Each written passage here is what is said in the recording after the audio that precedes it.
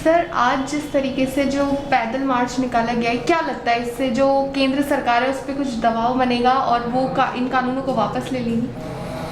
जी, हम सबको मालूम है कि किसान आज 2 महीने से ज़्यादा समय से सड़कों पर बैठा है। 200 से ज़्यादा किसान शहीद हो चुके हैं और इन तीनों काले कानून के खिलाफ पूरे देश में सारे किसान आंदोलन कर रहे हैं और कांग्रेस पहले दिन से किसानों के साथ में कंधे से कंधा मिलाकर उनके इस संघर्ष में साथ में खड़ी हुई है। इसी हमारे अखिल भारतीय कांग्रेस कमेटी के प्रोग्रामों के अनुसार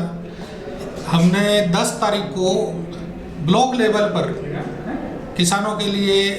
सभाएं की थी और उसी कड़ी में आज 20 तारीख को पूरे राजस्थान में जिला कांग्रेस कमेटियों द्वारा पूरे राजस्थान के हर जिला मुख्यालय पर पद यात्राओं का आयोजन किया जा रहा है और जयपुर में उसी कड़ी में डीसीसी द्वारा ये आयोजन किया गया है, जिसमें जिले के तमाम बड़े नेता इसमें मौजूद हैं और प्रदेश कांग्रेस कार्यालय से लेकर और चांदपोल, छोटी चौपड़, बड़ी चौपड़ होते हुए और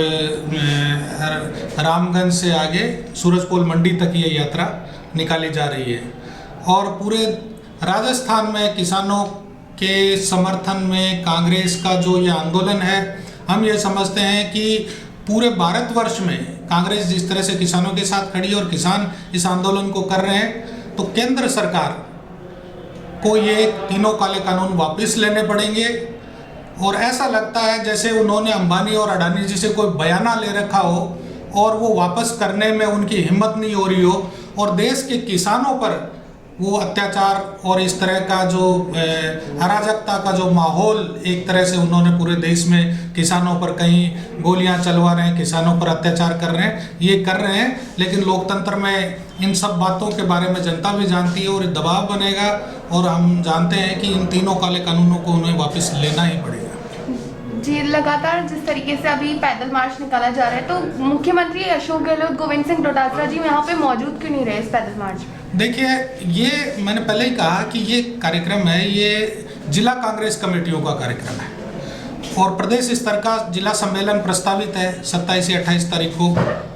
वो उसमें सारे बड़े नेता मौजूद रहेंगे। ब्लॉक लेवल के कार्यक्रम होते हैं तो ब्लॉक के नेता मौजूद रहते हैं। इस कार्यक्रम में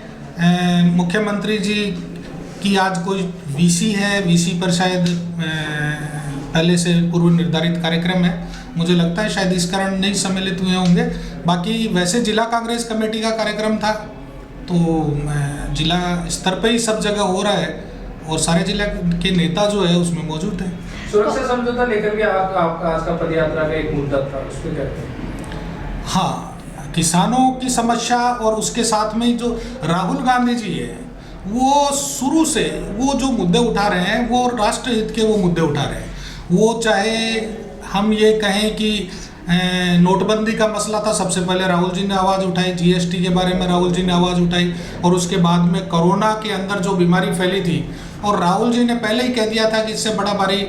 नुकसान देश को होने वाला है, इसकी पहले से तैयारियां की जानी चाहिए। लेकिन वो सारी चीज़ें जो है वो बाद में पूरे देश को सब ये मालूम हो गया। और इसी तरह से जब सीमा सुरक्षा के बारे में चीन की घुसपैठ हुई और फिर हमारे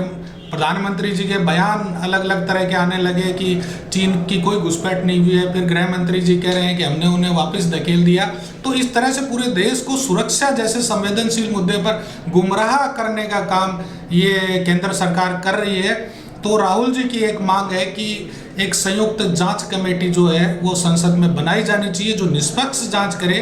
सीमा सुरक्षा जैसे संवेदनशील मसलों पर इस तरह की कोताही और लापरवाही के खिलाफ जो है वो कमेटी जांच करके और सारे लोगों को पता भी चलना चाहिए देश को। एक आखिरी सवाल आपसे कि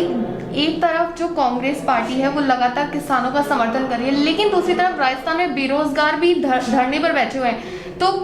उनका लगातार ये कहना है कि सरकार जो है राजस्थान की वो हमारी बात नहीं सुन रही है, ना हमसे बातचीत कर रही है। देखिए, रोजगार की बात करके तो मोदी जी आए थे सत्ता में। आप लोगों को याद दिला दूं, 2 करोड़ रोजगार हम हर साल युवाओं को देंगे। 2014 में ये नारा उन्होंने दिया और आज आप देख रहे हैं कि 10 करोड़ रोजगार सृजन के बदले में और करोड़ों लोग हैं वो बेरोजगार हो गए। अर्थव्यवस्था किस तरह से छिन्न भिन्न हो गई, हमारी जो है कि